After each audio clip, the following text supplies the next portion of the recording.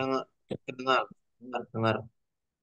Oke, karena sudah menunjukkan pukul 18.15, maka untuk acara tutor ETS mata kuliah komputasi numerik pada malam hari ini akan dimulai. Sebelumnya, Assalamualaikum warahmatullahi wabarakatuh. Selamat malam dan juga selamat datang untuk Mbak Amel selaku tentor dan juga teman-teman partisipan yang hadir pada acara malam hari ini. Semoga kita semua dalam keadaan sehat. Perkenalkan, nama saya Dani Saputra sebagai MC dan juga Rafli yang akan menemani kalian dalam acara pada malam hari ini. Baik, sebelum kita memulai acara pada malam hari ini, alangkah baiknya kita buka dengan berdoa. Berdoa menurut kepercayaan masing-masing, berdoa dipersilahkan.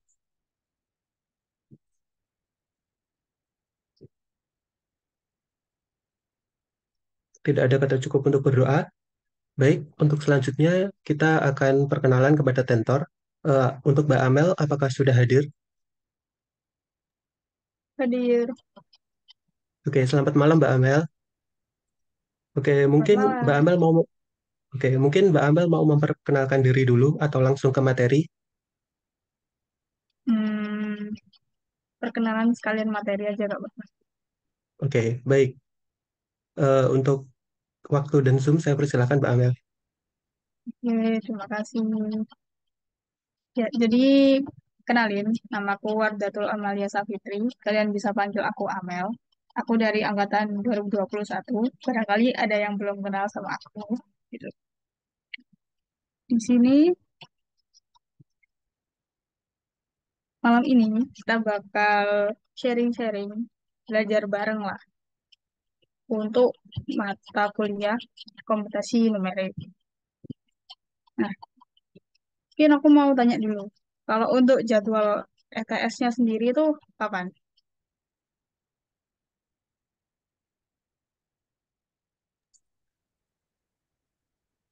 Izin menjawab Mbak Amel, kalau dari yang diajar Pak Victor itu sepertinya belum ada info.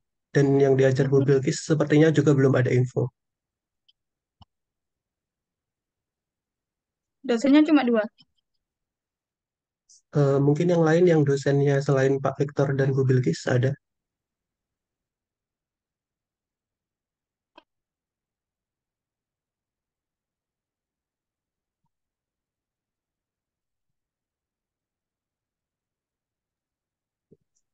Sepertinya nggak ada ya Mbak Amel. Oke, Mungkin oke. cuma dua itu. Ya, jadi kalau misal Bu Bilkis itu, aku nggak tahu ya kalau sekarang kayak gimana. Kalau dulu yang setidaknya sampai semester lalu atau 2 semester lalu, Bu Bilkis itu biasanya emang nggak ada ETS. Jadi beliau itu bikin sistem kuis 4 kali, gitu setahuku. Kalau misal sistem yang belum berubah, berarti kalau untuk kelasnya Bu Bilkis, kemungkinan nggak ada ETS gitu. Oke. Mungkin di sini eh, boleh minta tolong share screen-nya.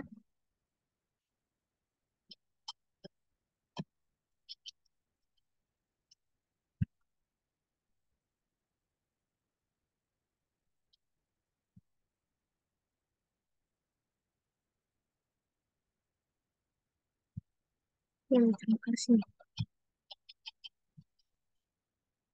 Sebenarnya aku nggak nyiapin PPT pribadi sih. Jadi di sini aku ngambil PPT dari materi kelas.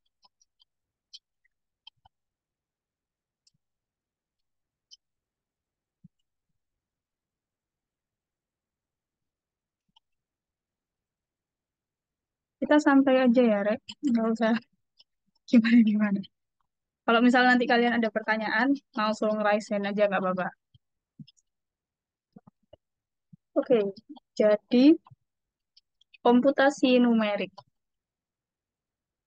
Di sini ada yang bisa menjelaskan secara singkat tentang apa itu komputasi numerik nggak?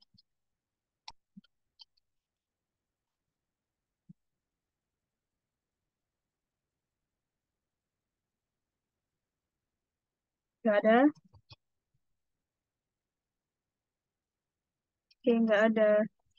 Jadi kalau secara singkat, mungkin komputasi numerik itu sebuah metode untuk mencari sebuah nilai, bisa itu contohnya akar persamaan atau kita nyari nilai Y di sebuah titik, di sebuah nilai gitu.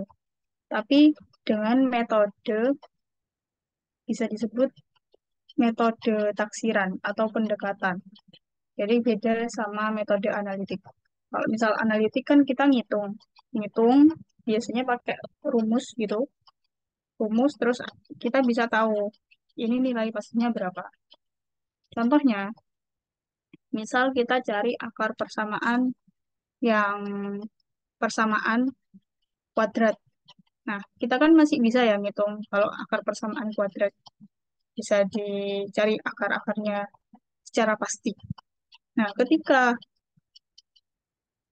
persamaannya ini udah levelnya tinggi, misal pangkat 4, pangkat 5, kan kita nggak bisa ngitung secara pasti pakai metode analitis.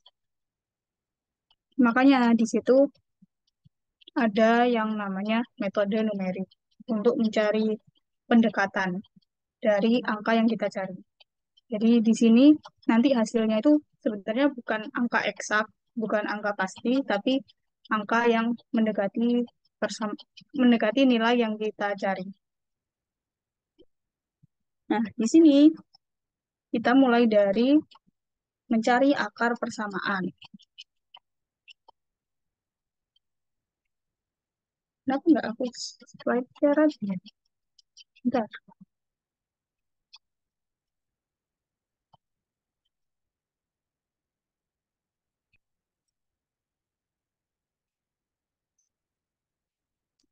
Nah, udah kan ya?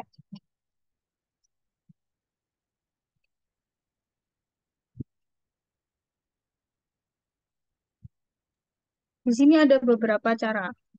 Pertama yaitu metode grafik, metode tabulasi, Bolzano, sama regula falsi.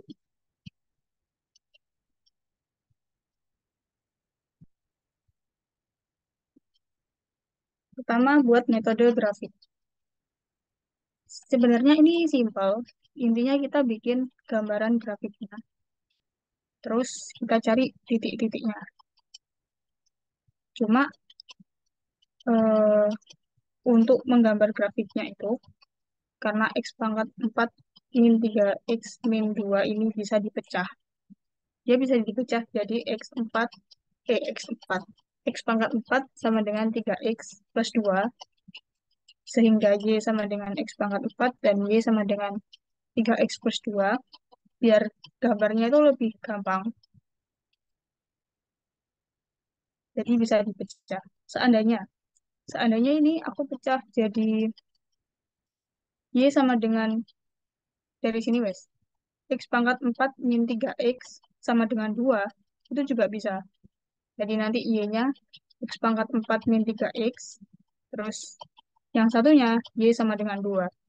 Itu sebenarnya juga boleh. Tapi kalau di sini, biar lebih gampang gambar grafiknya, karena X pangkat 4, berarti kan dia berdiri sendiri. Udah nggak ada variabel-variabel lain yang mempengaruhi kan. Jadi gambarnya bisa lebih gampang. Jadi dia tinggal digambar kayak gini, bentuk 0 bersinggungan sama sumbu X-nya ini. Terus yang 3X pangkat 3X plus 2, berarti kan dia linear. Linear yang garis oranye ini. Terus dicari titik potongnya. Eh, cari titik potongnya. Titik potong inilah yang dinamakan akar persamaan.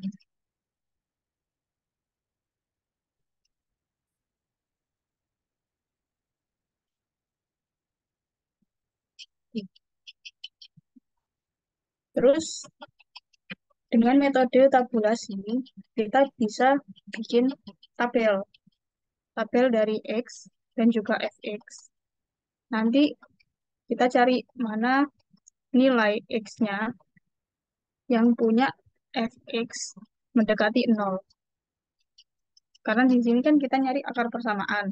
Akar persamaan berarti kan nilai X ketika dia berpotongan dengan sumbu X. Dan X ketika dia berpotongan dengan sumbu X ya. Nah, berpotongan dengan sumbu X, berarti kan fx-nya 0. Karena di sini kita nggak bisa nyari nilai pastinya, jadi kita ambil nilai-nilai yang mendekati. Buat dapetin ini tinggal dimasukin aja. Jadi, misal 0, ini dimasukin. 0 kan berarti 1. Karena ini E. E pangkat 0, 1. Terus 0,1 berarti E pangkat min 0,1 min 0,1. Nanti bisa dihitung pakai kalkulator. Biasanya kalau misal ETS gitu, atau misal kuis, itu boleh pakai kalkulator sih. Kalau Biblinkis boleh. Kalau dosen lain setahuku harusnya boleh ya. Masa komputasi numerik nggak pakai kalkulator itu susah.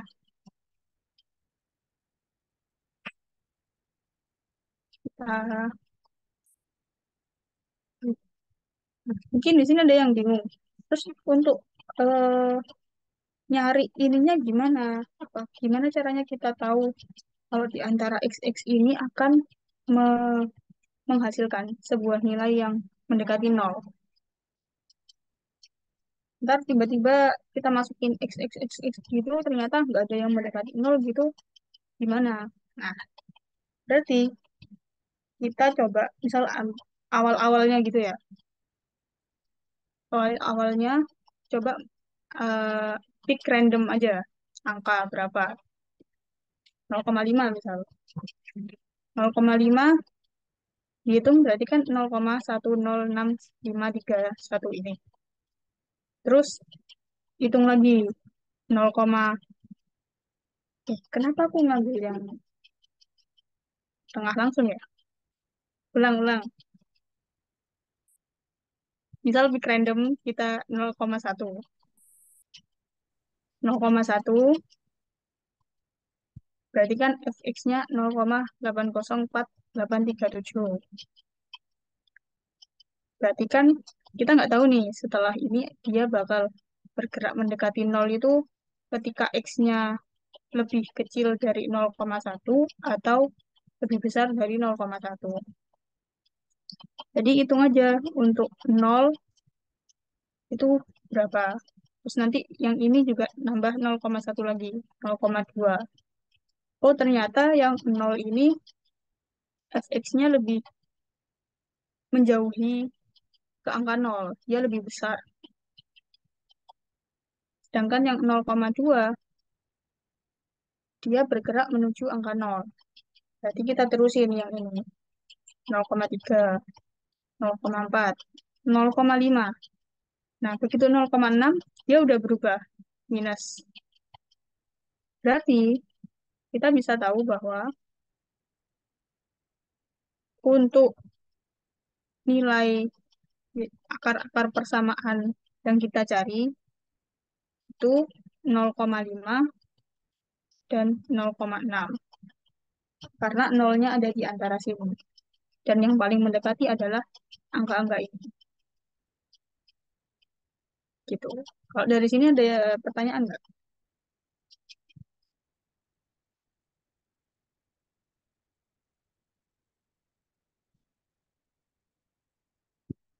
Nggak ada. Udah, oke. Nah, ini kan tadi satu angka di belakang koma. Kita cari lagi yang lebih mendekati, lebih detail, lebih akurat lah. Kita tambahin lagi dari 0,5 ke 0,6 ini. Kita bikin tabel baru. Terus hitung lagi 0,5, 0,51, 52, dan seterusnya sampai ketemu perubahan tanda dari positif ke negatif. Berarti kan antara 0,56 sama 0,57. Terus bikin baru lagi dan ketemunya di angka 0,567 sama 0,568. Kalau misalnya nanti pertanyaannya mintanya sampai 4 angka di belakang koma, berarti ya bikin satu lagi antara 0,567 sampai 0,568. Tapi capek ya ngitungnya. Semoga nggak banyak-banyak deh.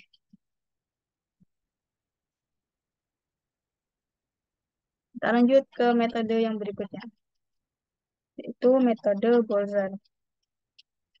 atau disebut pula sebagai metode setengah interval, atau metode bagi dua, atau metode bisection, atau metode pemotongan biner. Jadi kalau mau sebut yang manapun sebenarnya sama aja.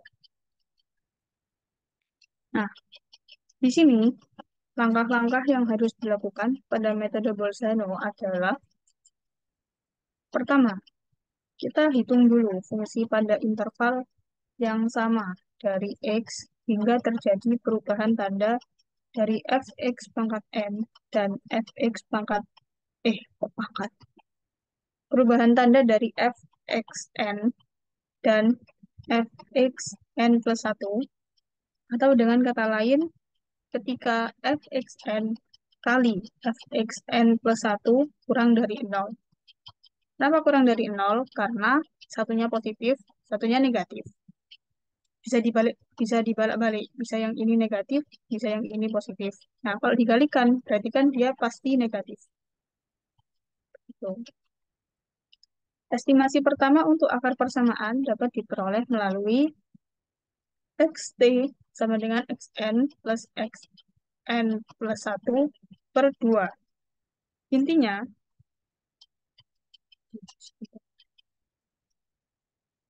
dia dibagi 2.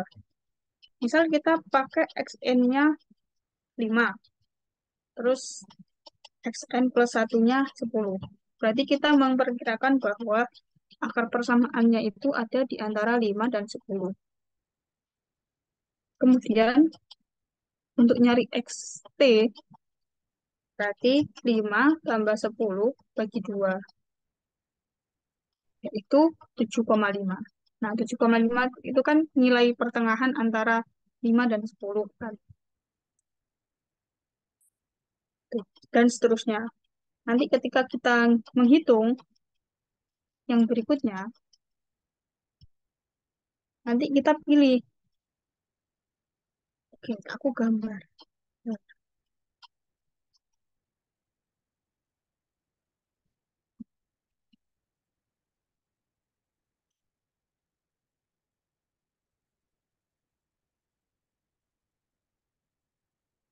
aku coret di sini. Ya, gitu.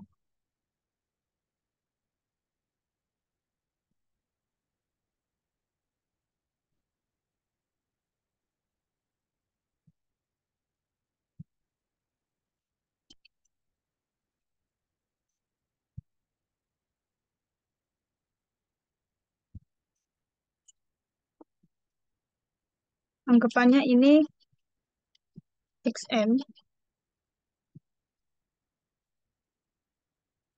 terus ini xn plus 1.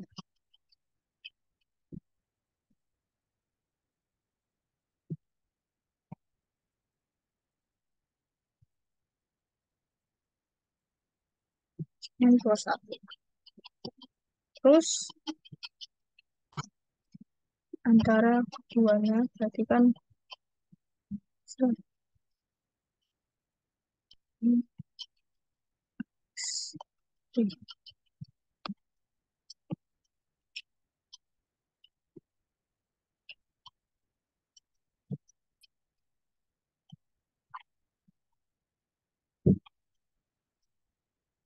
Di sini kita kan nggak tahu akar persamaannya itu ada di antara sini atau di antara sini. Bisa jadi antara xn ke xt, bisa juga antara xt ke xn plus 1. Yang harus kita lakukan buat nentuin hal itu adalah kita cek nilai dari fxn, fxn plus 1, dan fxt. Fxn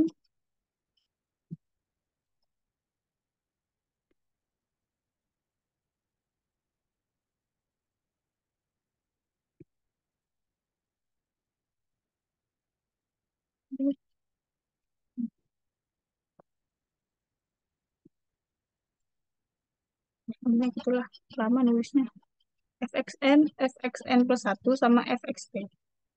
Kalau semisal Fxn-nya itu negatif, Fxn plus satunya positif, terus Fxt-nya itu negatif. Oke, negatif, negatif, positif.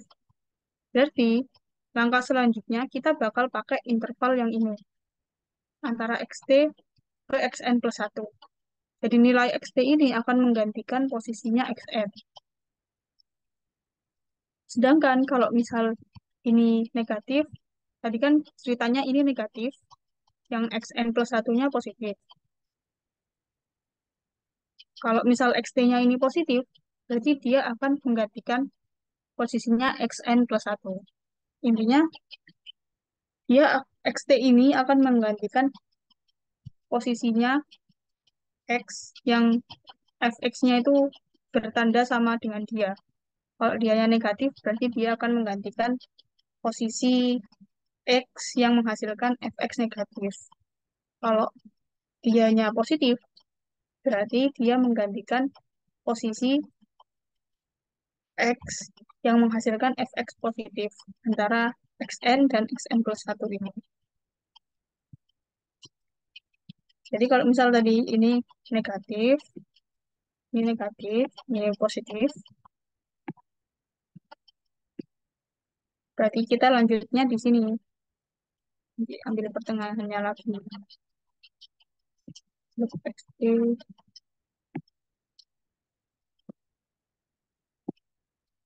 Send deh.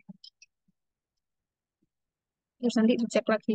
Kalau dia positif misal, dia positif. Berarti kita lanjutnya di sini. Thread, stay,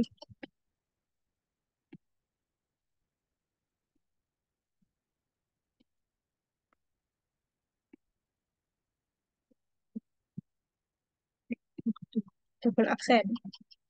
Dan begitu seterusnya sampai akhirnya nanti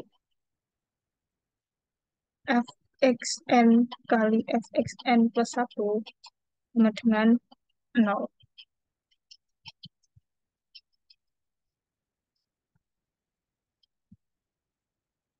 Sampai di sini ada yang mau ditanyakan? Ini baru konsep. Nanti habis ini kita ngitung. Aman, Mbak. Aman?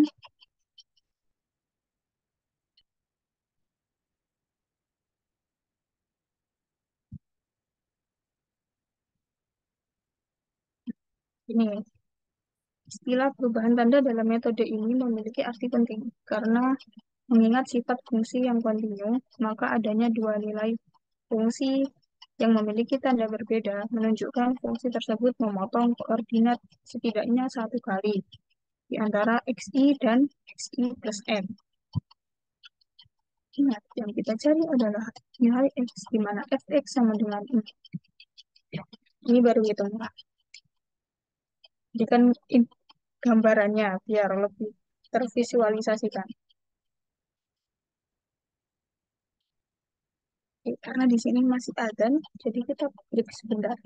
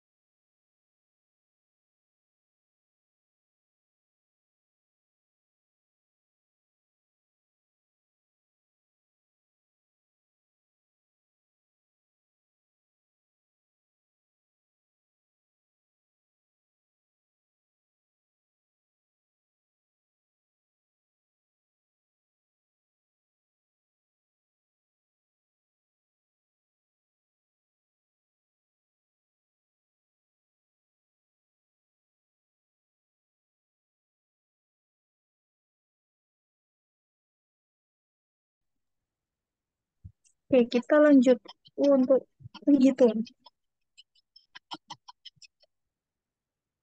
Contoh, dapatkan akar dari persamaan fx sama dengan x pangkat 3 plus x kuadrat min 3x min 3 sama dengan 0 yang terletak di antara x sama dengan 1 dan x sama dengan 2. Jadi, di sini dari soalnya kita tahu bahwa akar persamaannya ini nanti ada di antara x sama dengan 1 dan x sama dengan 2. Terus kita hitung untuk x sama dengan 1, fx-nya itu atau f1 itu sama dengan berapa? Kita 1 pangkat 3 tambah 1 kuadrat minus 3 kali 1 minus 3 sama dengan minus 4. Terus untuk x sama dengan 2, f2 sama dengan 2 pangkat 3 tambah 2 kuadrat min 3 kali 2 min 3 sama dengan 3. Di sini kita lihat ada perubahan tanda antara x sama dengan 1 dan x sama dengan 2. Jadi salah satu akar persamaan memang terletak di antara x1 dan x2. Sekarang kita tentukan interval yang baru, yaitu xt sama dengan x1 tambah x2 per 2. Jadi kan x1-nya ini, 1 tambah 2 bagi 2. Berarti kan 3 bagi 2, 1,5. fxt atau x3 ya kalau di tabelnya ini, 1,5. Kalau dimasukkan ke persamaan ini, hasilnya adalah min 1,875. Sehingga interval yang baru antara x sama dengan 1,5 dan x sama dengan 2. Nah, di sini kan dia negatif hasilnya. Jadi dia menggantikan posisinya yang negatif. Posisi yang negatif itu 1 kan. Dari satunya ini kita buang, kita ganti 1,5. Jadi di sini di iterasi kedua, dia bakal masukin 1,5, x2-nya 2, terus x3-nya pertengahan, 1,5 tambah 2, 2,5. 2,5 bagi 2, 2,5, 3,5. 3,5 bagi 2, 1,75. Terus 1,75 dimasukkan, ternyata dia hasilnya positif. Dia positif, berarti dia menggantikan posisinya x2. Jadi di iterasi ketiga itu antara 1,5 dan 1,75. Terus pertengahannya kita hitung lagi, ternyata 1,625. Terus 1,625 dimasukkan ke persamaan, hasilnya min 0,94335. Karena dia negatif, dia menggantikan posisinya 1,5. Kemudian yang iterasi keempat, kita dapat X3-nya 1,6875. Dihitung ternyata negatif lagi, ganti lagi 1,6875. Terus ini 1,75 tetap dapat pertengahannya 1,71875. Terus fx3-nya minus 0,12478. Begitu seterusnya sampai ini fx3-nya ketemu 0,000. Oke. Nah, kira-kira kalau misal kita lagi kuis atau lagi ETS, mungkin nggak kita bakal nemuin sampai 0,000?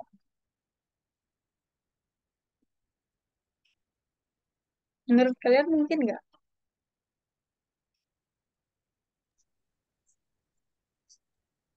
Tidak mungkin, Mbak. Nah, nggak mungkin. Karena kalau misal sampai ketemu benar-benar akar persamaan, itu kita butuh waktu yang banyak banget dan pasti pusing banget ngitungnya. Jadi biasanya kalau misal menurut pengalamanku di kelasnya Bu Bilkis, aku dulu komnum sama Bu Bilkis. Bu Bilkis itu paling cuma 3 sampai 4 iterasi aja. Bu Bilkis kan tipenya beliau itu ngitung per step ya. Ngitung per step, jadi yang dinilai ya ininya. Misal ini nanti X3-nya berapa, terus di iterasi ketiga nanti X1-nya berapa. Jadi itunya yang dinilai sama Bu Bilkis. Kalau di kelas lain aku kurang tahu.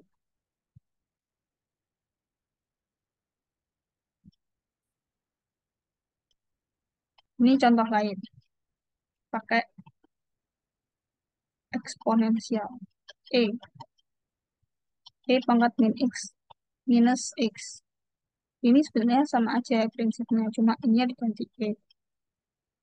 Tetap kita masukkan X1-nya 0, X2-nya 1, terus cari pertengahan, di situ lanjutannya ini,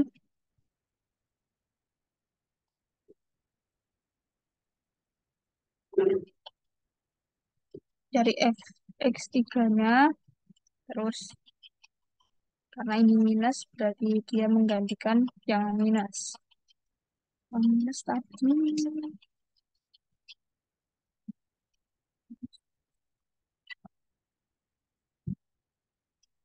menggantikan posisinya 1.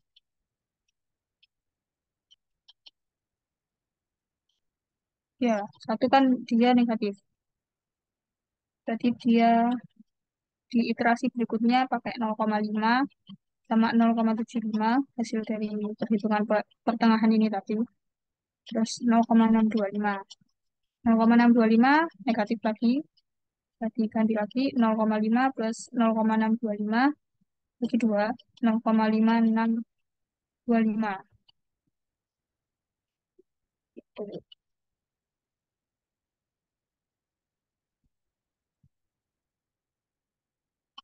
Sampai di sini ada pertanyaan nggak?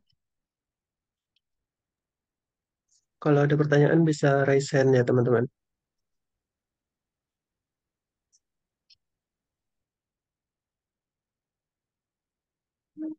9, 8, 7, 6, Eh, 5. atau mungkin saya coba yang nanya, karena saya juga dapat Ya, matkul ini.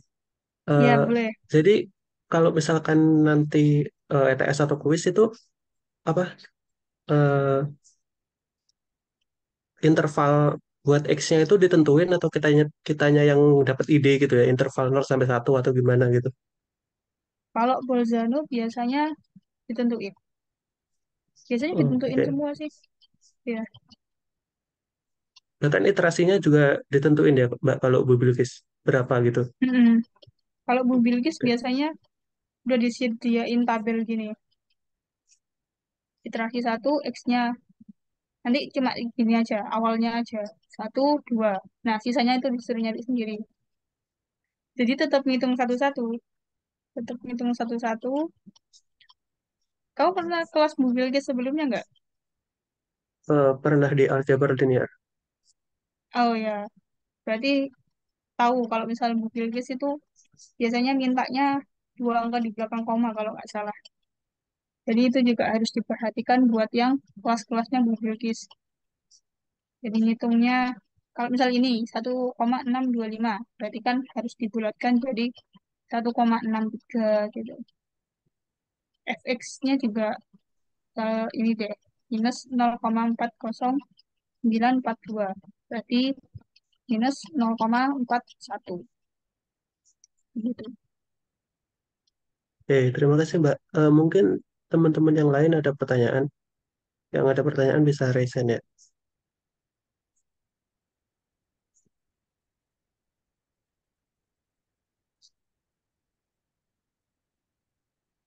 Sepertinya masih aman Mbak. Ya, karena masih aman, jadi kita lanjut ke metode berikutnya, yaitu regula falsi, atau bisa disebut pula metode posisi salah, atau juga disebut interpolasi linear.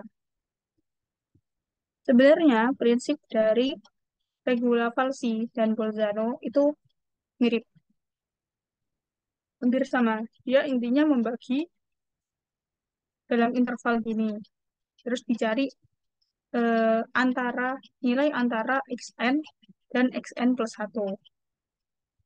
Cuma kalau di Bolzano dia kan langsung bagi dua pokoknya. Mau gimana pun bagi dua, bagi dua, bagi dua. Bagi dua sama besar. Nah, kalau di regula falsi, dia itu ada rumus tertentu.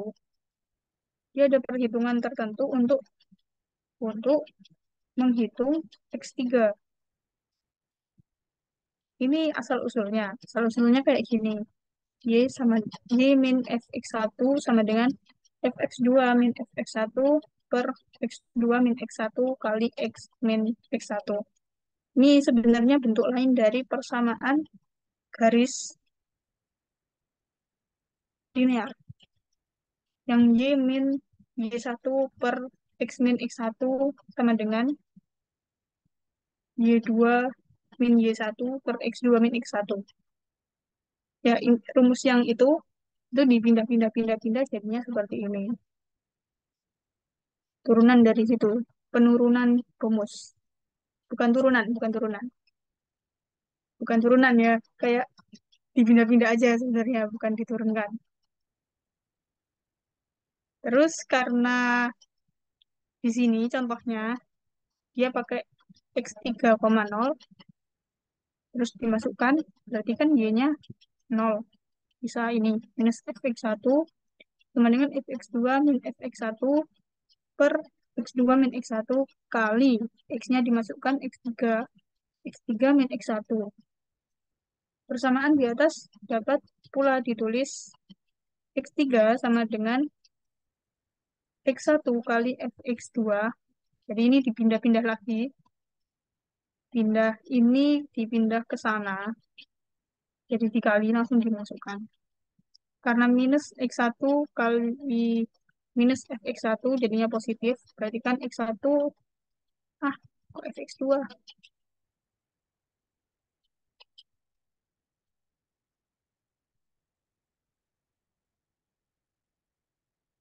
Ya, aku nggak tahu ini kenapa fx2.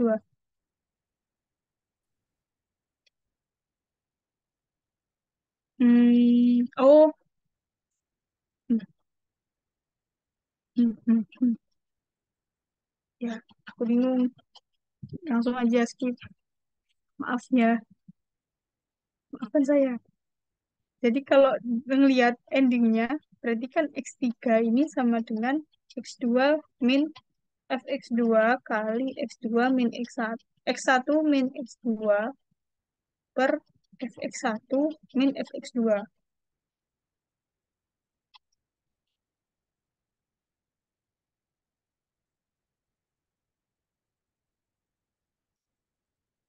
Ini naik minus fx1 x2 tambah x1 fx1 per fx2 min fx1.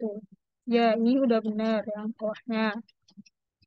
Terus kalau ini dipindah, X1-nya dipindah,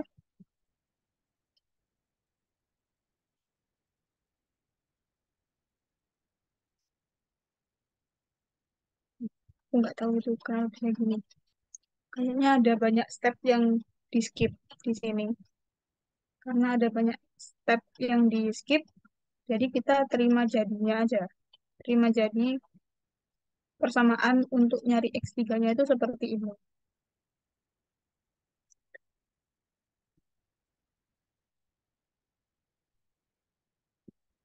Contohnya di sini ada proses numeris fungsi E pangkat minus X terus dikurangi X.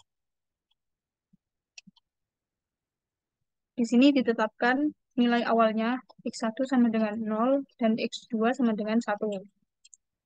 Kemudian fx1-nya sama dengan 1, fx2-nya sama dengan minus 0,63212. Ini kan dihitung pakai kalkulator ya. Habis itu, ini rumusnya yang tadi. X3, kalau kita ngikut rumusnya, berarti kan dia pakai rumus yang ini. X2 min fx2. Ya, X2 berarti X2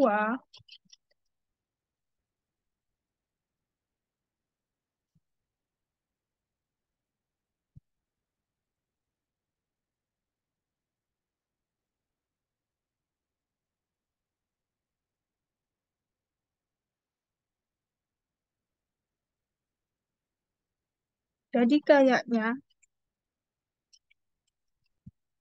kita bisa pakai X2 ini X1 atau X2 asal konsisten. Jadi kalau di sini X1 berarti di persamaan selanjutnya juga pakai X1. Ya, kalau di sini kan X2 min fx2 kali X1 min X2. Ini dikurung per fx1 min fx2. Nah, kalau di sini dia sebenarnya menginisialisasi X1 itu dengan angka 1. Dengan angka 0. Oh iya sih bener ya. Kok aku astagfirullah. Ya bener-bener maaf membuat bingung. X1, X2 bukan fx1. X2, X2-nya 1, benar, benar. 1 dikurangi fx2 kan. Fx2-nya minus 0,63212 dikali x1 min x2. 0 dikurangi 1 per fx1 dikurangi fx2. 1 min 0,63212. Jadinya 0,6127. Karena ini positif, jadi dia nanti akan menggantikan posisinya X1. Akhirnya di iterasi berikutnya,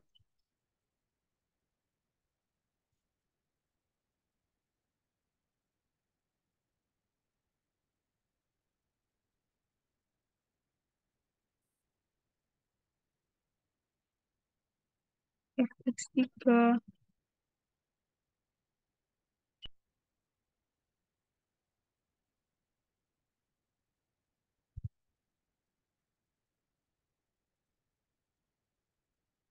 ini positif sih hasilnya. Dia positif. Berarti, ya, kita balik ke gambar yang tadi.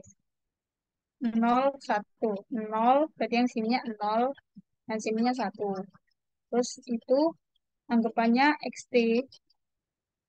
XT-nya 0,6127.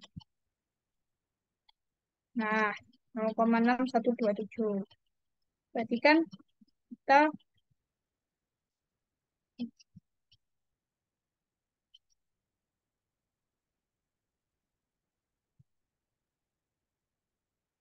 kita ganti fx3-nya tadi dengan nilai x2.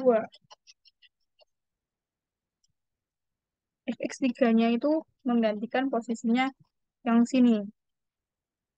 Jadi untuk seterusnya kita ambil interval sini. 0 ke ke 0,6127.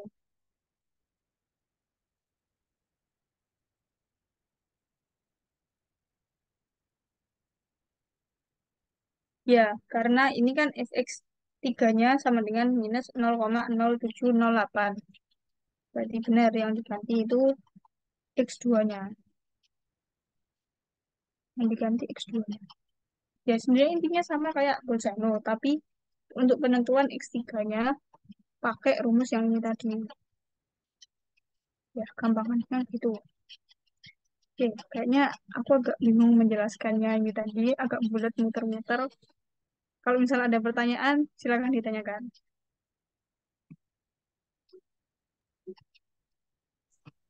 Oke, baik. Kalau misalkan ada pertanyaan bisa raise hand ya teman-teman.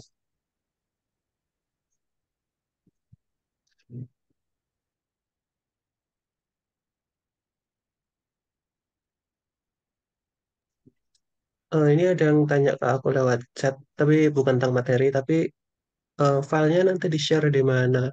Eh, Setahuku kalau Pak Victor ini emang udah jadi PPT materinya, tapi kalau Bu Bilkis, aku kurang tahu ya. Ini PPT materi juga ya sepertinya, Mbak. Sebenarnya ini aku ngambil dari PPT materi yang disediakan oleh kalian. Oh, ini PPT materinya Pak Victor sih. Itu di-share sama Asdasnya juga. Hmm, Ya, biasanya sih dosen-dosen punya PPT yang sama Iya, biasanya. ini PPT materi kelas sebenarnya. Ya, Oh, nanti di-share juga ya. Melalui oke. Komting ya sepertinya. Oke, Oke. terkait materi, teman-teman apakah ada yang ditanyakan?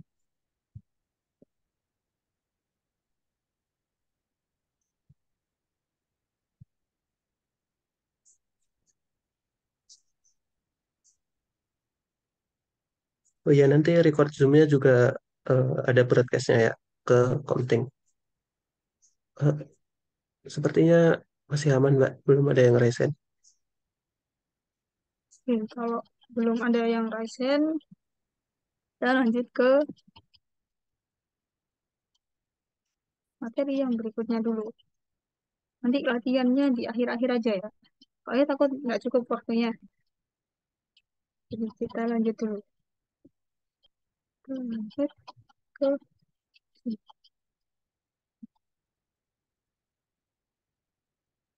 pencocokan kurva atau analisa regresi.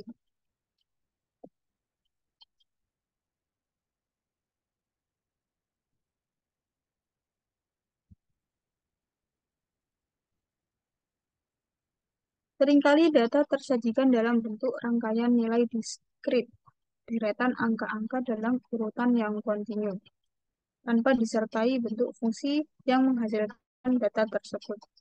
Dalam kasus di atas, kita dapat mengenerate fungsi sederhana untuk mengaproksimasi bentuk fungsi sebenarnya dengan memanfaatkan rangkaian data yang ada. Mengapa sih bentuk fungsi itu begitu penting bagi kita? Jadi di sini ceritanya kita disajikan deretan angka-angka yang saling berhubungan, bisa sebagai X dan Y, tapi kita nggak tahu bentuk fungsinya itu seperti apa. Kalau tadi kan kita dikasih sebuah persamaan, terus disuruh nyari akar-akar persamaannya. Nah, di sini kasusnya beda lagi. Bisa kita dikasih data-datanya, angka-angkanya, angka X dan Y-nya, tapi disuruh menebak fungsinya itu sebenarnya seperti apa. Fungsi dari data-data ini sebenarnya bentuknya seperti apa. Itu namanya pencocokan kurva. Selain untuk memenuhi kebutuhan proses numeris, seperti integrasi atau mendapatkan solusi pendekatan dari persamaan diferensial, seringkali kita harus menganalisa tren atau melakukan pengujian hipotesa terhadap nilai-nilai diskrit yang dihasilkan oleh fungsi tersebut. Terhadap keberadaan rangkaian atau pasangan data yang tidak diketahui fungsi asalnya, terdapat dua hal yang dapat dilakukan. Pertama, berusaha mencari bentuk kurva atau fungsi yang mewakili rangkaian data diskrit tersebut. Yang kedua, berusaha mengestimasi atau memperkirakan nilai fungsi pada titik-titik tertentu yang belum diketahui. Keduanya dikenal sebagai teknik pencocokan kurva. Misalnya ini, pendekatan-pendekatan yang lazim digunakan untuk melakukan pencocokan kurva. Regresi kuadrat terkecil, atau least square regression. Metode ini digunakan apabila data yang tersaji memiliki tingkat akurasi rendah. Anda hanya perlu membuat sebuah garis lurus yang merepresentasikan tren dari data-data tersebut secara umum. Jadi anggapannya kita dapat nih data-data kayak gini. Satu, dua, tiga, empat, lima. Ada 5 data. Tapi sebenarnya akurasi dari data-data ini rendah. Namanya akurasi rendah itu kan berarti ada titik-titik yang sebenarnya jauh dari titik yang sebenarnya. Dengan artian itu, kita bisa bikin garis lurus aja, nggak perlu harus menyinggung semua titik-titiknya, karena akurasinya emang rendah. Misalnya di sini titiknya kan jauh ya dari garisnya, dia nggak menyentuh garis sama sekali. Itu menandakan bahwa ini akurasinya emang rendah. Tapi apakah soalnya nanti akan seperti ini? Enggak. Jadi kalau misal gambar-gambar gini kayaknya nggak keluar. Kita bakal menghitung nanti. Jadi buat pengetahuan aja. Pencocokan kurva dengan akurasi tinggi itu berarti kan ah titik-titiknya itu bisa dibilang akurat. Berarti harus dilewati oleh garis semua. Ada cara menggambar yang bisa dibilang kasar,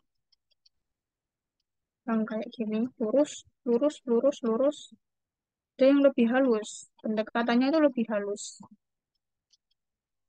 yang pakai melengkung. Seret. Kalau yang kasar gini, namanya interpolasi linier. Sedangkan yang kurva itu interpolasi polinomial.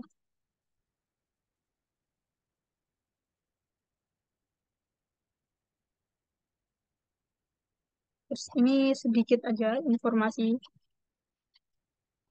untuk rata-rata itu berarti kan sigma GI per N. Totalnya dibagi banyak datanya. Terus standar deviasi itu penyebaran nilai data. Rumusnya seperti ini. Akar sigma YI min Y kuadrat per N min 1. Terus dapat pula dinyatakan dalam bentuk varians. Varians kuadrat. Varians itu kan berarti standar deviasi kuadrat. Berarti akarnya hilang gitu. Tapi dalamnya tetap sama. Nah, Y min Y kuadrat per N min 1.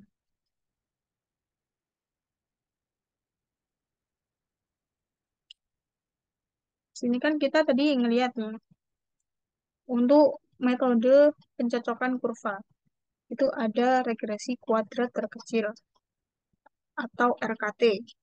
RKT ini ada untuk kurva linier dan untuk kurva nonlinier. Terus ada juga regresi polinomial.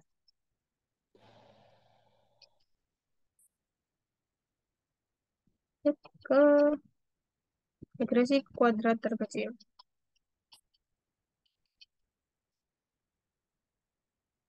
Hmm.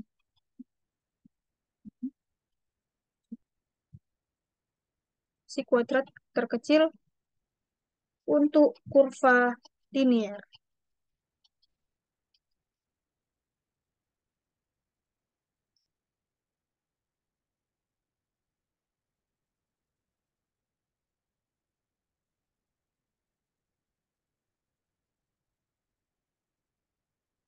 Di kurva linier itu berarti kita menganalisa sebuah data yang kita asumsikan dia berbentuk garis lurus linear.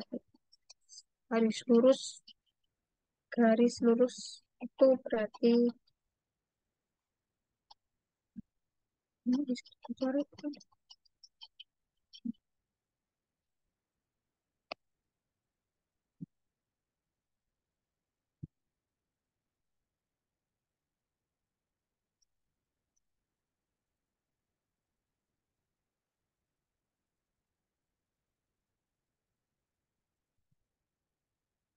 Nah, anggaplah seperti itu.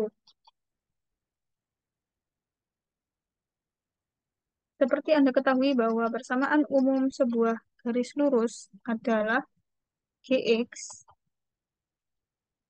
sama dengan A plus BX. Atau Y sama dengan BX plus A. Dan jumlah kuadrat kesalahan dapat dihitung melalui persamaan D kuadrat sama dengan sigma E I kuadrat dari 1 sampai N. Sedangkan E-nya sendiri yaitu YI min A min BXI kuadrat. Karena ini tadi dikuadratkan. Jadi di sini juga harus dikuadrat. Nanti nilai Y-nya ini dari mana, A-nya dari mana, B-nya dari mana, X-nya dari mana, dari persamaannya. A-nya nanti sama kayak ini, B-nya juga nanti sama kayak ini. Di sini kan kita perlu cari persamaannya dulu kan, nanti.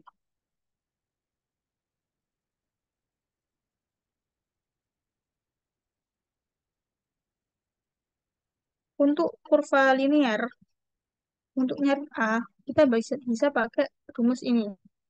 A sama dengan Y min B X rata-rata. Sedangkan D sama dengan N sigma YI XI min sigma YI kali sigma XI per N kali sigma XI kuadrat min sigma XI dikuadratkan. Ini beda ya, antara ini sama ini beda. Kalau yang ini, X kuadrat dijumlahkan. Kalau yang satunya, sigma X atau jumlah dari X dikuadratkan. Paham nggak?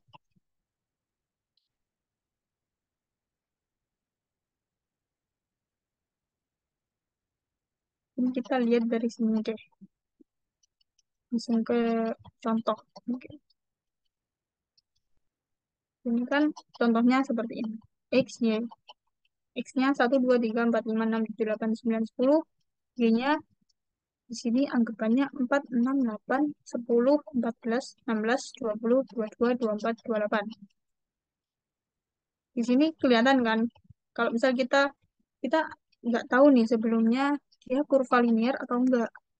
Terus disuruh dengan data seperti ini, kita bisa tahu kalau dia kurva linear ketika kita melihat tren datanya. Di sini kan X-nya makin naik. Terus Y-nya ini makin naik secara konstan.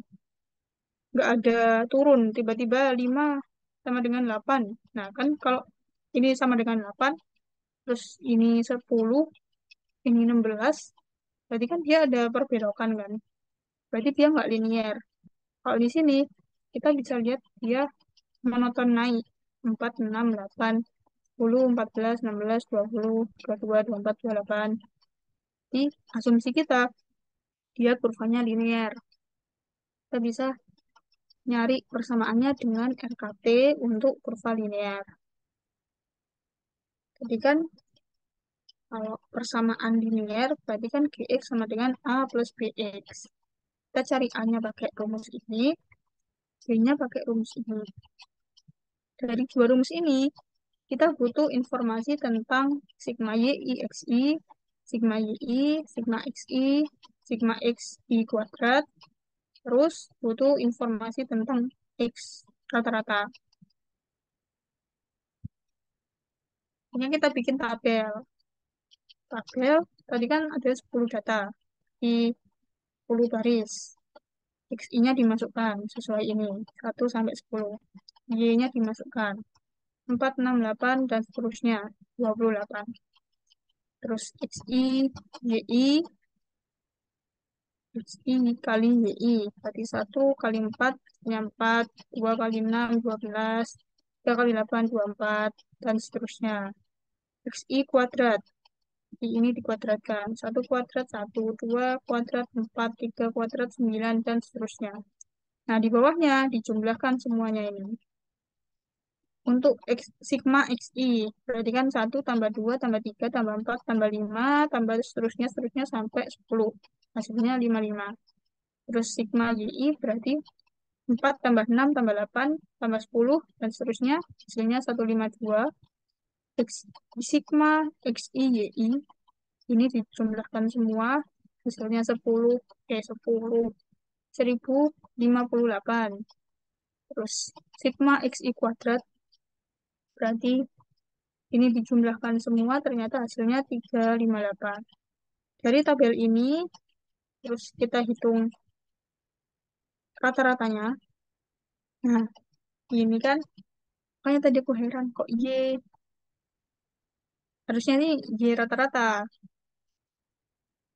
Kita hitung X rata-rata dan Y rata-ratanya buat nanti dipakai nyari A. X rata-rata berarti kan sigma X per N. 55 bagi 10. 5,5. Terus Udah deh. Banyak gak? Y, Y rata-rata 152 per 10. 15,2. Terus pertama kita nyari B-nya dulu karena untuk nyari A kita butuh B. Dari B sini kita hitung N-nya tadi 10. 10 berarti XI YI. Sigma XI YI 1058 min sigma XI 55. Sigma YI 152. N 55 sigma XI kuadrat. Nah, sigma XI kuadrat berarti yang ini 385 minus sigma X dikuadratkan berarti 55 dikuadratkan. Bedanya itu jangan sampai bingung. Kalau yang ini sigma XI kuadrat jadi XI kuadrat tadi kan udah dihitung. Terus kita tahu jumlahnya 385. Kalau yang satunya sigma X 55 dikuadratkan berarti 55 kuadrat. Hitung ketemu 2,69099. Ini dimasukkan ke rumus yang untuk nyari A hanya rata-rata Y 15,2 min B min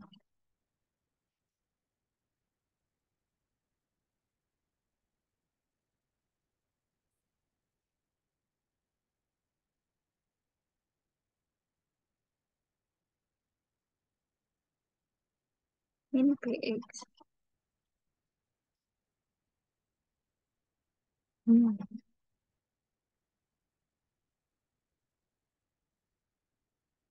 Min BX. Kenapa jadi plus? Kita ngikut aja wis. Min BX. Kalau dari ini harusnya min sih. Min. Jadi anggaplah ini min. Atau dia plus minus. Mungkin nanti kalian bisa cari tahu lebih lanjut ini sebenarnya apa. Karena PPT-nya membingungkan. Y rata-rata 15,2 terus ini dimasukkan ketemu 30. Untuk sementara kita ngikut PPT-nya dulu ya. Jadi persamaan garis yang mendekati rangkaian data tersebut adalah Y sama dengan 30 plus 2,69 X. Itu untuk yang linear, contoh yang linear.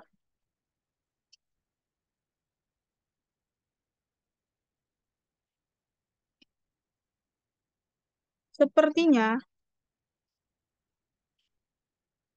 enggak sih, enggak jadi. Coba sekarang dimasukkan ya. 30 tambah 2,69 X-nya 1. Coba X-nya 1, Y-nya harusnya 4. X-nya 1. 30 tambah 2,69 berarti kan 32,69. Aku mau hitung pakai kalkulator. Salah kan berarti kalau 32,69. Sekarang kita coba kalau itu dikurangi. Dikurangi 2,69.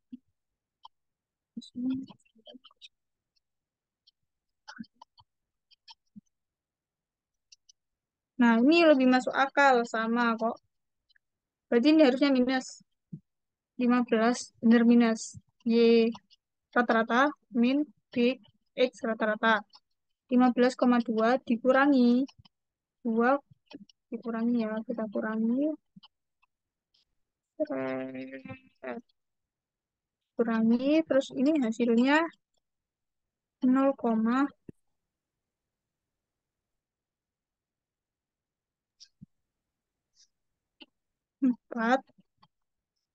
0,00005.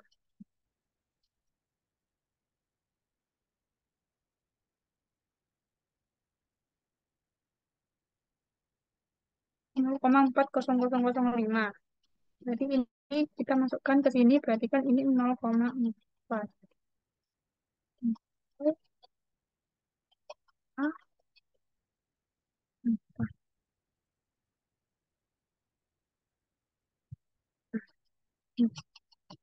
kalau tadi kan kita coba di X sama dengan 1 ya. Jadi 0,4 tambah 2,69, kurang lebih dia nilainya 3. Karena ini tadi kan pendekatan kan.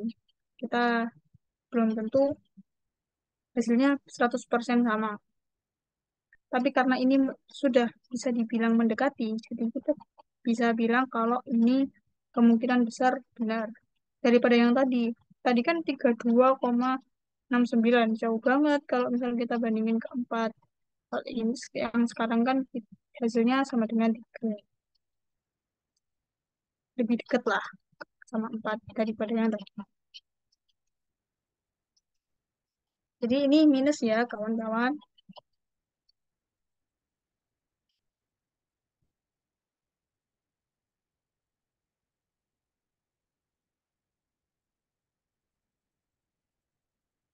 Terus RKT untuk kurva non-linear.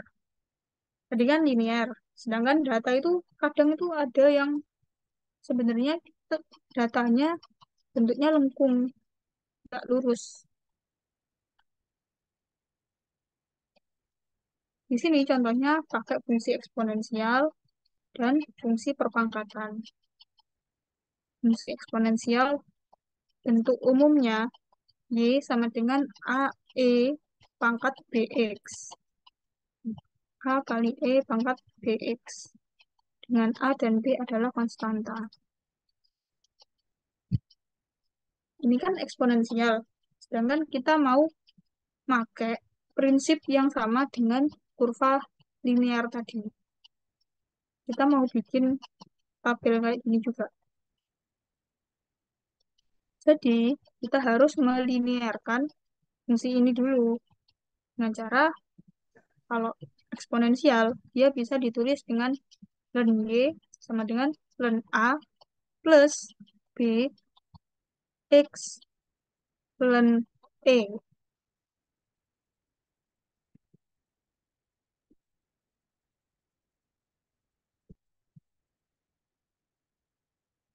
Jika ln E sama dengan 1, maka yang tersisa adalah ln Y sama dengan ln A plus BX.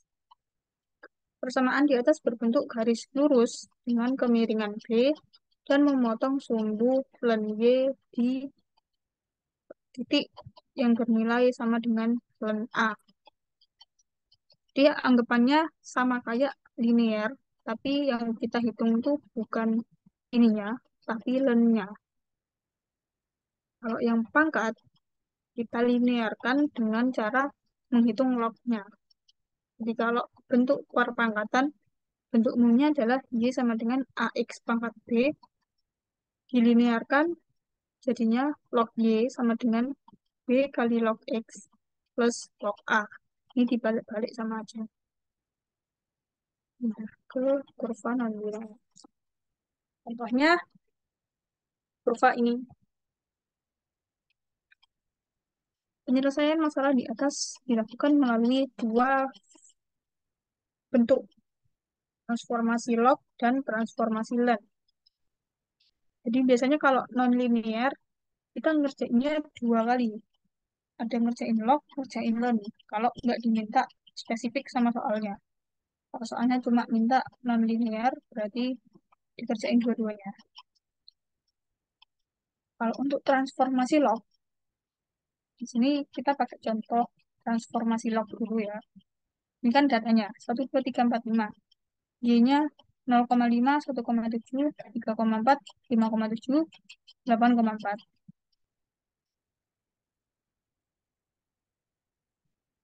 Tadi kan kita linearkan dulu. Jadi log Y sama dengan B log X plus log A.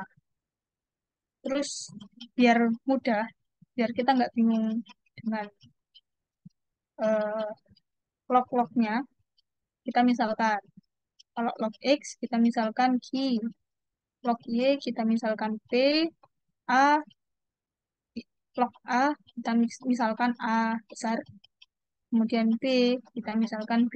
Karena kita perlu nyari nilainya ini, ini, ini. Kalau misal di linear tadi kan, mana linear? Y sama dengan A plus BX. Kita cari nilai A sama B-nya, gitu kan. Dari data-data Y dan data-data X. Kalau di sini, berarti kita cari A, A-nya di sini karena berupa log. Jadi kita misalkan dalam satu kesatuan log, A sama dengan log A. Terus kita cari B, B-nya dimisalkan B besar. Terus dari data X, X-nya karena di sini pakai log, jadi satu kesatuan juga. Log X dimisalkan Q, log Y dimisalkan P. Terus dari datanya kan tadi 1, 2, 3, 4, 5. Terus yang Y, ini tadi, red. Q, karena di sini kan kita memisalkan Q sebagai log X. Berarti kita harus hitung dulu. Log X, log 1 itu berapa? Ternyata 0. Log 2, 0,3010, dan seterusnya. Terus log Y, buat hitung P-nya ini, 0,301, dan seterusnya. Yang dikalikan, kalau yang tadi kan di linear, kita kalikan X1, XI, YI. Nah, karena di sini yang berhubungan itu log-nya. Jadi karena di sini persamaannya pakai log-log-log, yang dikalikan adalah Q dan P-nya. Jadi log X kali log Y. Ini kali ini kali ini, semuanya ini, dan seterusnya. Yang ini, tadi kan pakai XI kuadrat. Karena di sini X-nya berupa log X yang dimisalkan Q. Berarti jadinya Q kuadrat. Dan seterusnya. Q kuadrat. Terus kita juga tetap butuh hitung sigmanya. Sigma. Buat mencari rata-rata. Rata-rata. Q rata-rata dan P rata-rata. Terus dimasukkan ke rumus yang sama kayak tadi.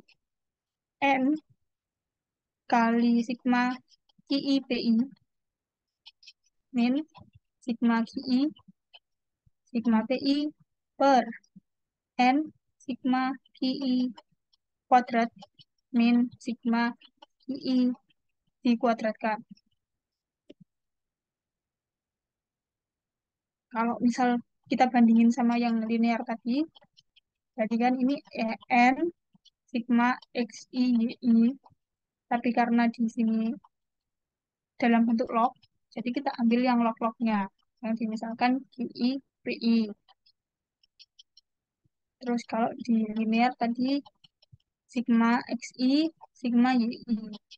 Terus di sini jadi sigma log XI, sigma log YI.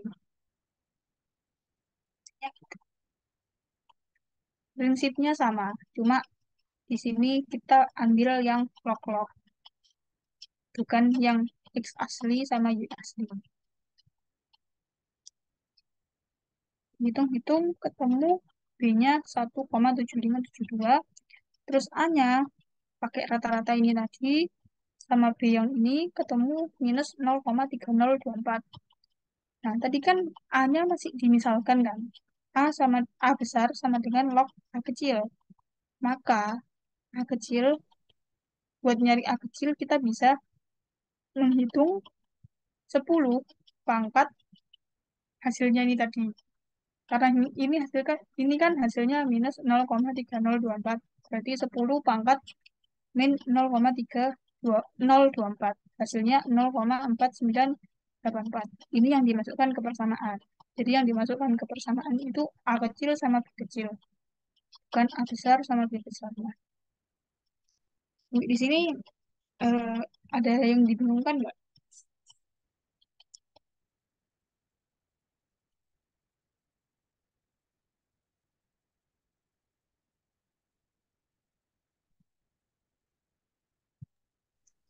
Apakah ada pertanyaan dari teman-teman?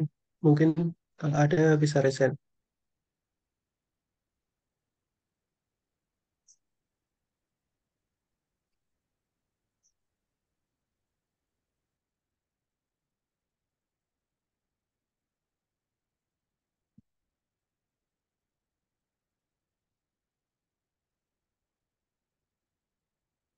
Nggak anggap belum ya. Kalau misalnya nanti mau tanya lagi nggak apa-apa. Tanya materi-materi yang sebelumnya juga boleh. Transformasi yang kedua itu eksponensial. Di sini bedanya sama yang pangkat tadi, kalau yang ini kita ubah ke len. Jadi permisalannya itu pakai len.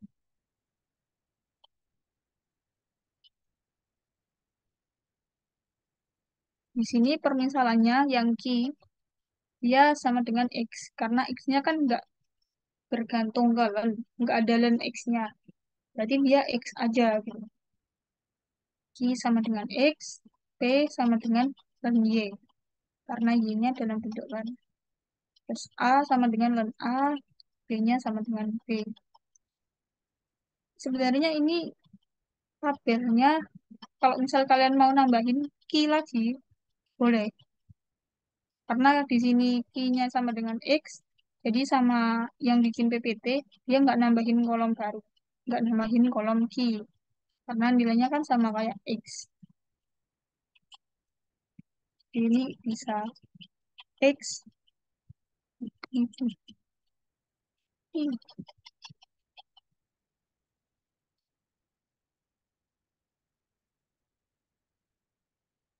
tetap key, terus P-nya ini kan, QI kali PI sama QI kuadrat.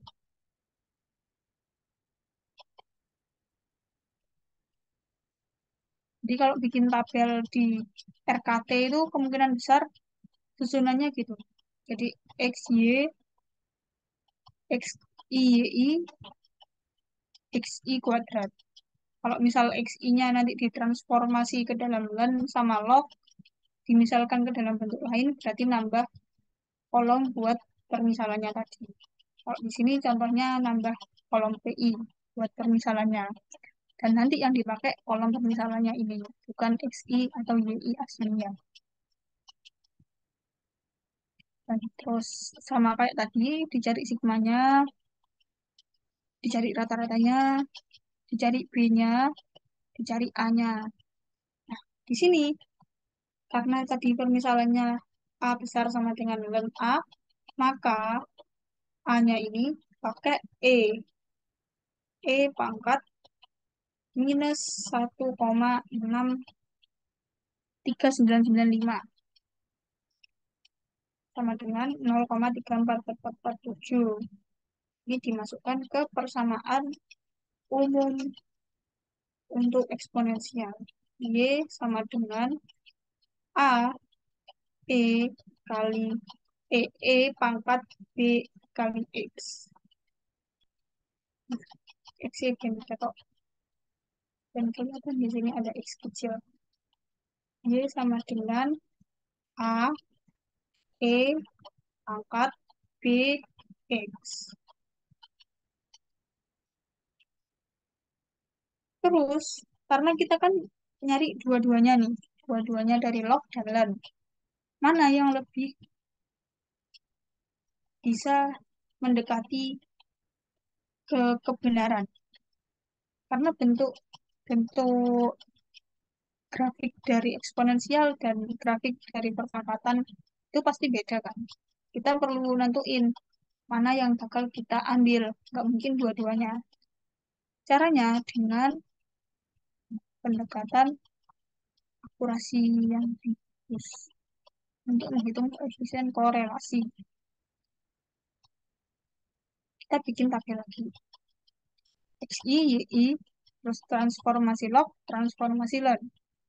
Ini adalah GXI. Kita hitung pakai persamaan yang kita hasilkan dari transformasi log tadi.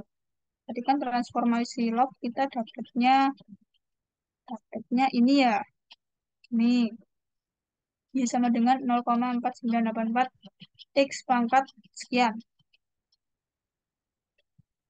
Jadi nanti XI, Y-nya dimasukkan ke situ. Terus yang len, yang barusan ini XI sama salah, yang dimasukkan XI-nya aja, Y-nya nggak usah. Nanti Y-nya dibandingkan. Y-nya dipakai di rumus yang ini. Kalau yang transformasi log di kuadrat itu sama dengan sigma YI ini dikurangi A X pangkat B. Hanya diambil dari perhitungan tadi. Ini B-nya juga. X-nya diambil dari X-nya sini. Terus nanti hasilnya di kuadrat. Ketemulah ini 0,0003. Kalau yang berikutnya 0,000231 dan seterusnya. Kalau yang transformasi len, YI min AE pangkat BX kuadrat. Di kuadrat. Itu yang D kuadrat. Yang satunya itu D, DT. Kita anggap itu DT. DT ini rumusnya sama, mau transformasi log ataupun transformasi len, dia hitungnya tetap seperti ini. YI min Y rata-rata, nah, terus dikuadratkan. Tinggal 0,5 dikurangi Y rata-ratanya tadi berapa? Yang di sini 19,7 dibagi 5, terus dikuadratkan. Jadilah di I kuadrat. Ini rumus untuk menghitung koefisien korelasi. Kita kan tadi udah nemuin untuk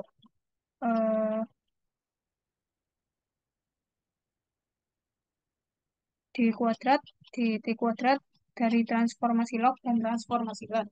Terus dihitung untuk nilai R-nya masing-masing. 40,132.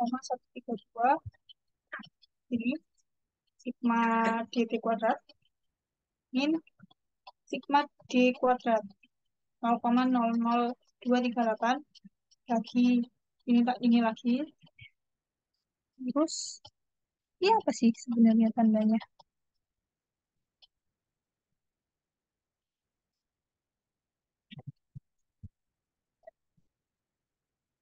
Hasilnya 0,9997. Nah, mau buka kalkulator. 40,1.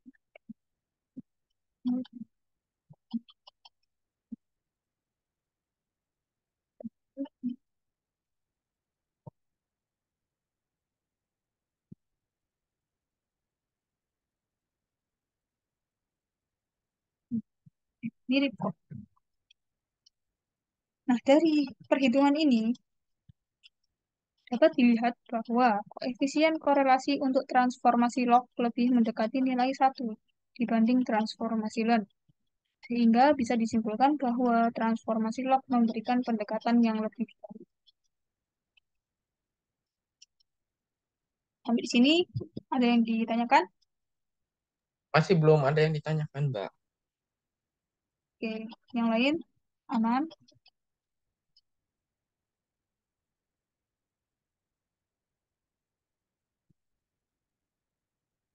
Anggap aman. Selain dari RKT atau regresi kuadrat terkecil, pencocokan kurva itu bisa dilakukan dengan cara regresi polinomial. Persamaan garis lurus dapat didekati dengan metode kuadrat terkecil. Sementara untuk kurva lengkung, pendekatan yang cukup logis adalah melalui transformasi log atau len. Atau untuk kurva lengkung dapat didekati dengan regresi polinomial juga. Nah, di persamaan polinomial kita kenal yang namanya orde. Orde itu mempunyai banyak bentuk. Di sini namanya orde 0, orde 1. Kalau orde 1 berarti A0 plus A1X. Orde 2 berarti sampai X pangkat 2. Dan seterusnya sampai X pangkat N. Kemudian kita juga perlu tahu untuk kuadrat kesalahan dari pendekatan polinom. Fungsinya buat menghitung ini tadi, relevansi antara persamaan yang kita dapat dengan persamaan yang seharusnya.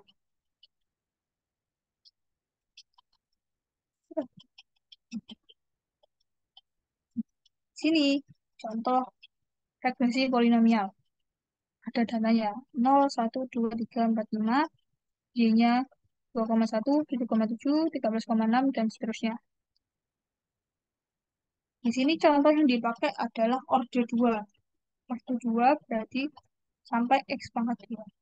A0 plus A1X plus A2X kuadrat.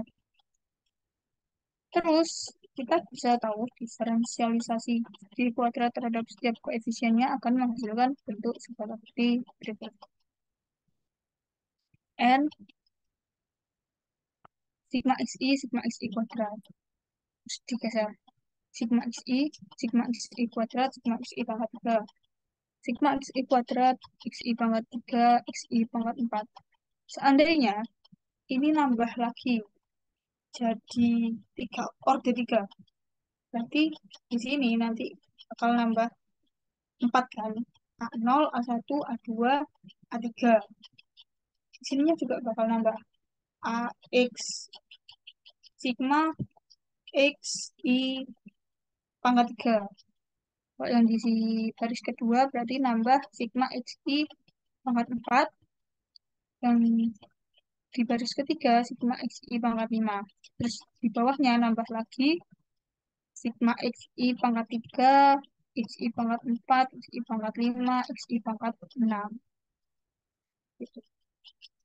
Terus untuk yang sisi satunya itu sigma YI, terus sigma XI YI, sigma XI kuadrat YI. Kalau misal tadi orde 3, berarti di sini nambah lagi sigma XI pangkat 3 YI. Ini sebenarnya untuk membantu kita menghitung ini, mendapatkan persamaan ini. Intinya ini kan dikali, ini kan matriks kan. N kali A0, N kali A0 mau ditulis tapi kok agak susah nulisnya.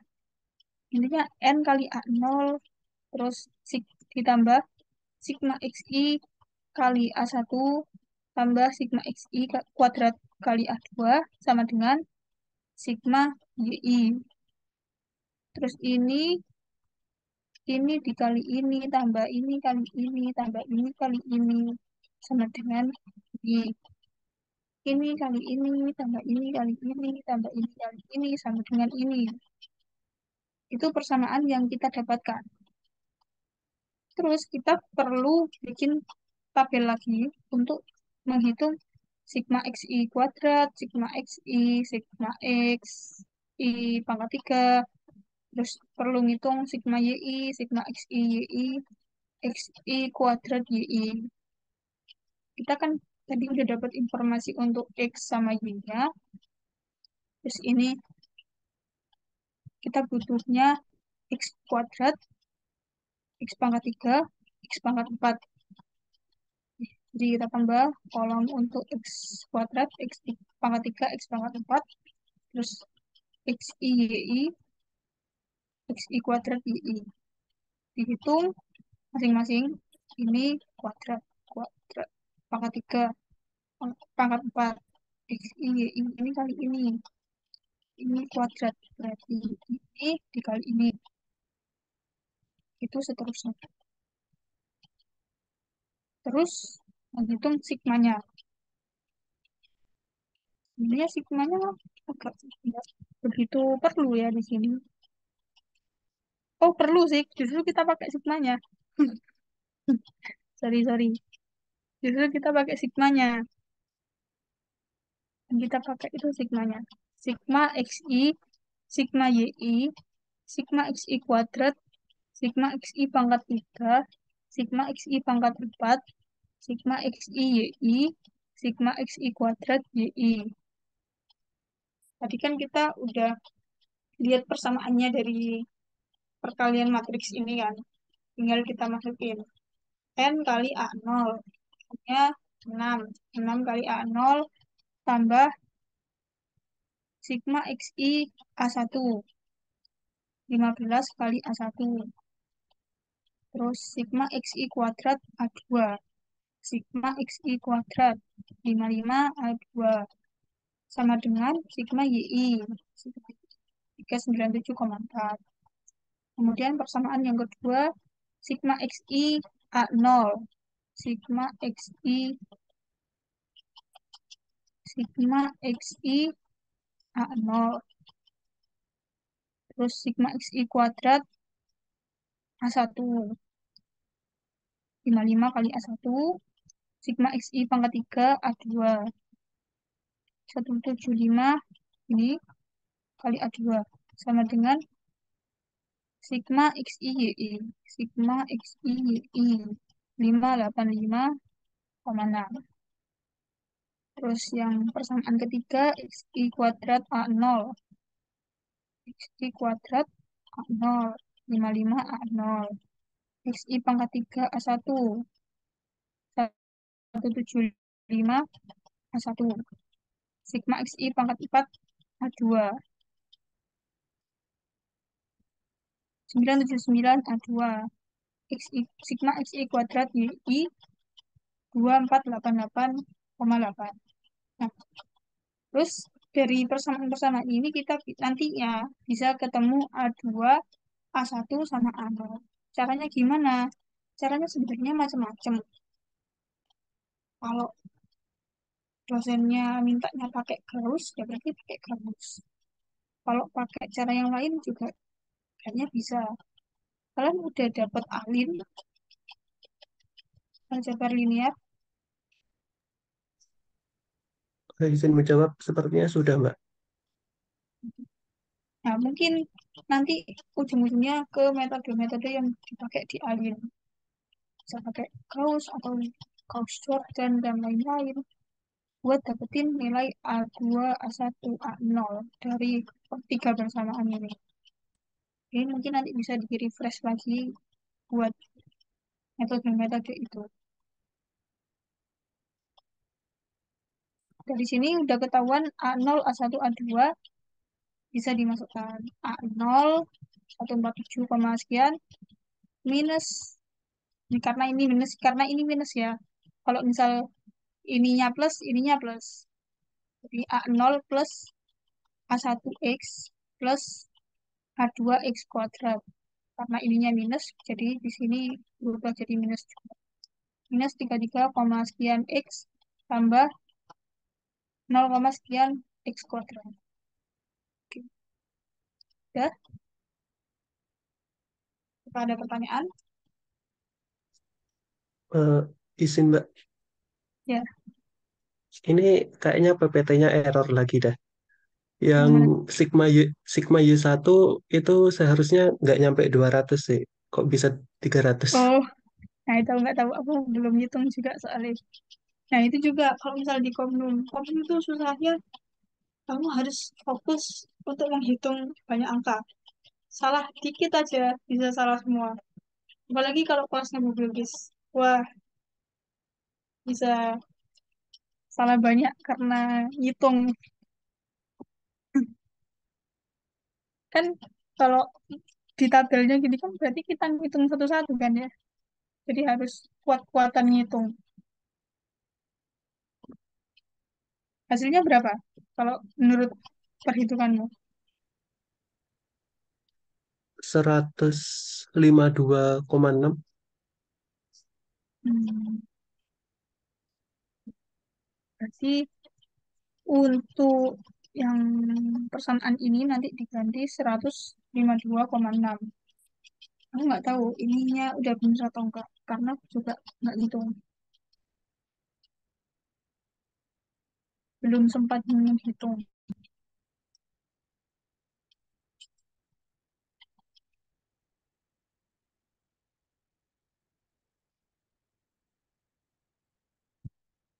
Ini masih ada waktu 10 menit.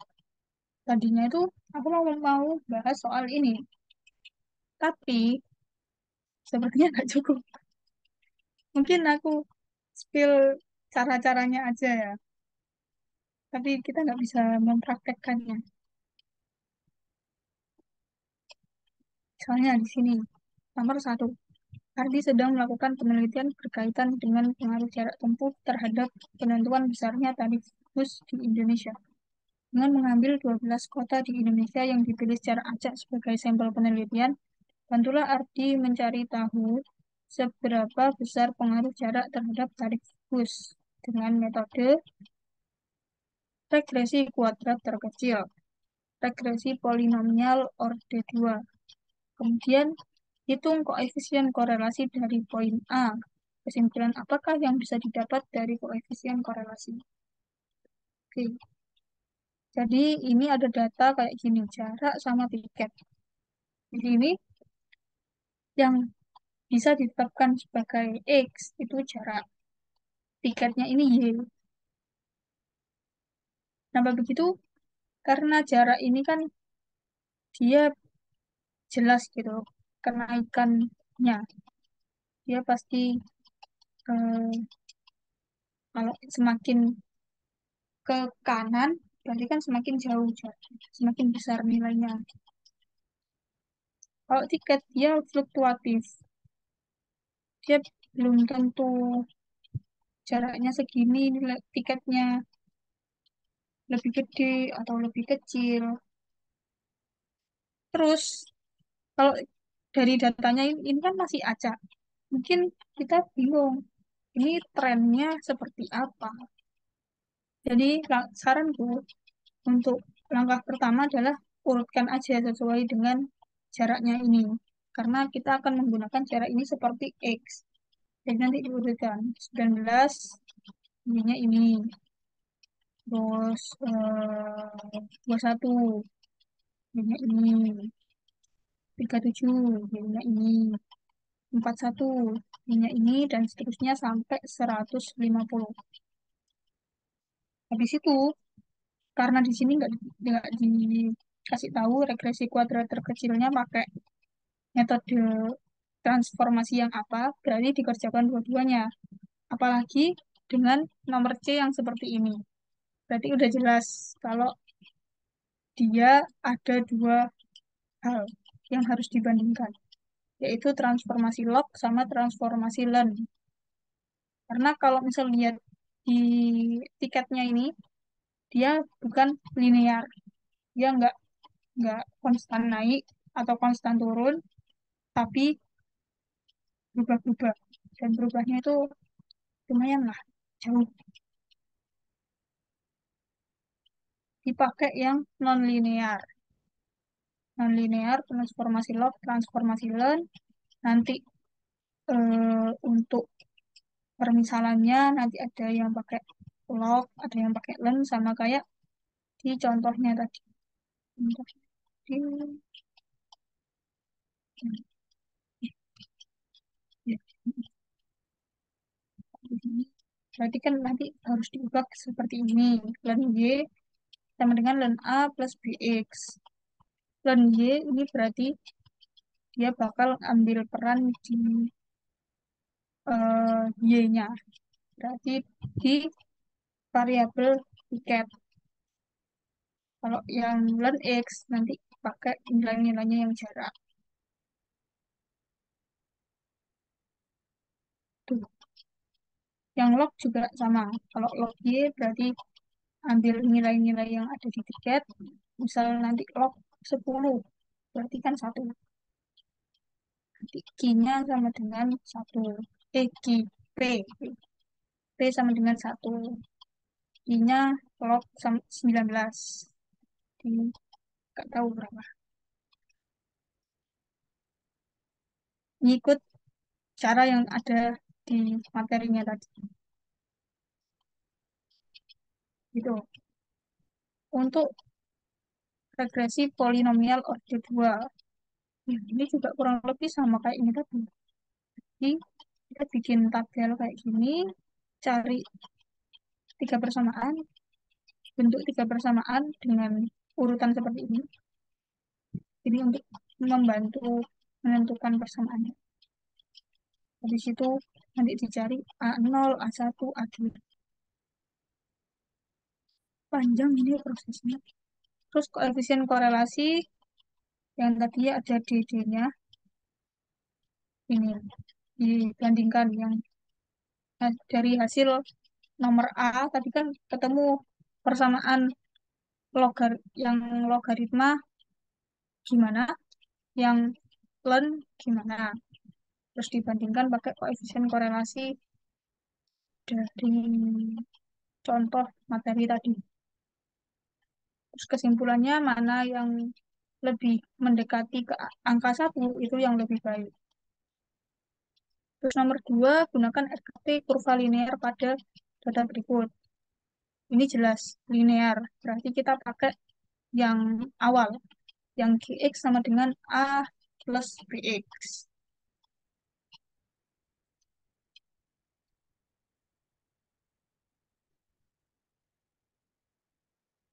Yang ini.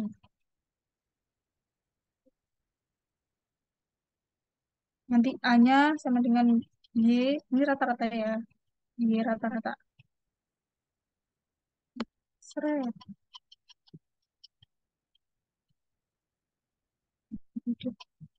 Y rata-rata min BX rata-rata, terus B-nya pakai yang ini.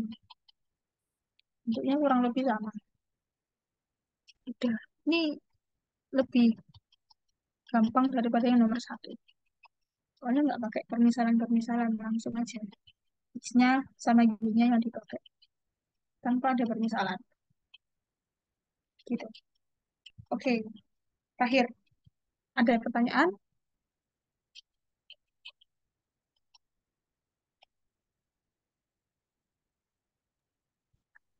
Dari teman-teman apakah ada pertanyaan?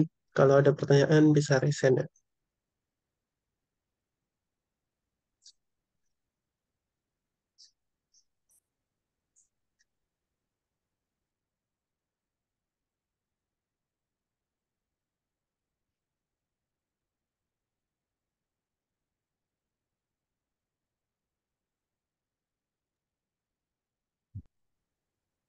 Eh, Masih aman, Mbak.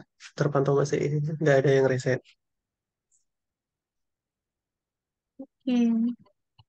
Ini udah mau jam 8.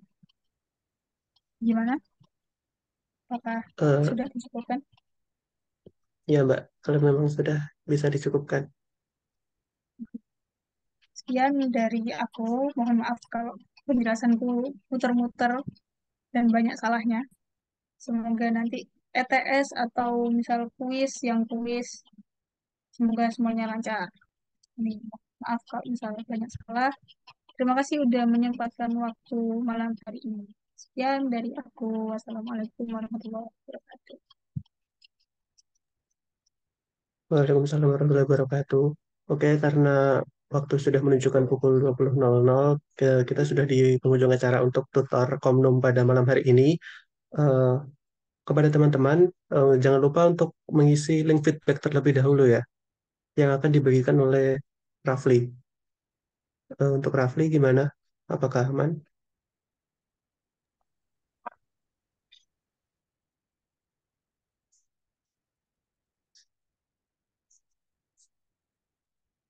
Nah, setelah ini juga masih ada dokumentasi ya teman-teman. Jadi yang bisa on cam,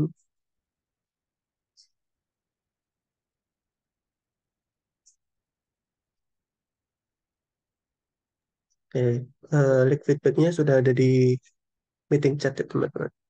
Mungkin bisa diisi sambil untuk dokumentasi prepare on cam.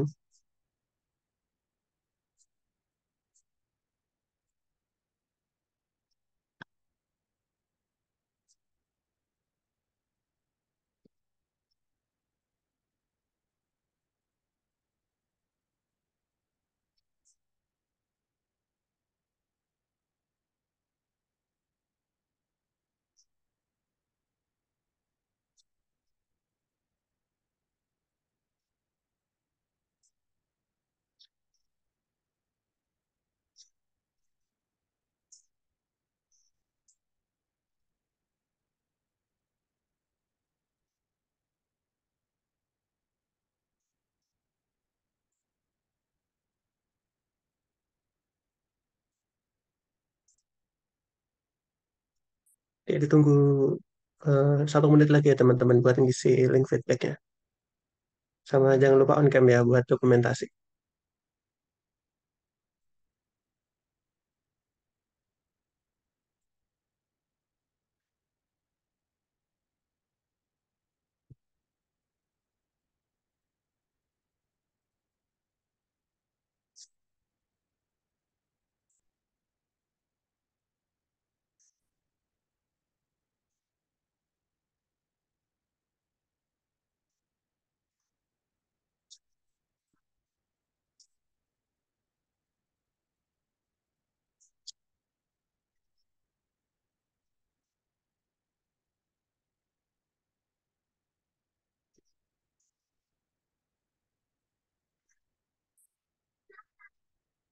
Oke, karena mungkin ada beberapa teman-teman yang ada kendala on cam ya, eh, bisa dimulai aja.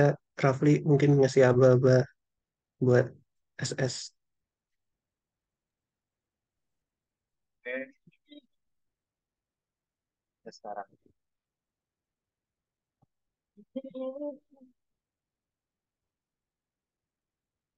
1, 2, 3. 1, 2, 3. Sudah. Oke, udah aman ya. Oh iya, jangan lupa ngisi feedback lagi. Aku ingetin sekali lagi, jangan lupa untuk mengisi link feedbacknya. Eh, Kami ucapkan terima kasih kepada Mbak Amel karena telah bersedia untuk sharing ilmunya kepada kita semua. Semoga ilmu yang disampaikan Mbak Amel tadi bermanfaat bagi kita dan semoga Mbak Amel juga selalu diberi kesehatan. Amin ya rabbal alamin. Kami juga berterima kasih kepada teman-teman partisipan yang telah mengikuti acara ini dengan antusias. Kami selaku panitia mohon maaf apabila terdapat kekurangan pada acara ini. Marilah kita tutup acara ini dengan doa sesuai dengan kepercayaan masing-masing. Berdoa dipersilakan.